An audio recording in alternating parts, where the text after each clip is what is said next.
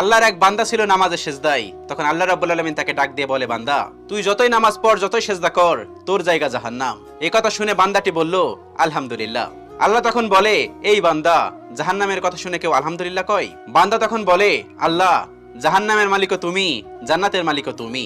তুমি আল্লাহ খুশি হয়ে যদি আমাকে জাহান্নামও দাও, তাও আমার আপত্তি করার কোনো অধিকার নেই। আল্লাহ তখন বলেন, বান্দা, জাহান্নামে গেলে তুই পুড়ে যাবি, তোর খুব কষ্ট হবে। বান্দা তখন বলতেছে, আল্লাহ, কষ্ট শুধু আমার হবে না, তোমারও হবে। আল্লাহ তখন বলতেছে, বান্দা, তুই পুড়বি জাহান্নামের আগুনে, আমার কষ্ট হবে কেন?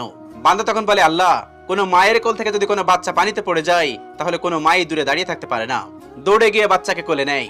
আমার বিশ্বাস ওই মায়ের চেয়ে কোটি কোটি গুণ দয়া তোমার বেশি। আমাকে জাহান্নাম দিলে তুমিও আল্লাহ শান্তি পাবে না। আল্লাহ তখন বলে, বান্দা, এই দলিল তুই কই পাইলি?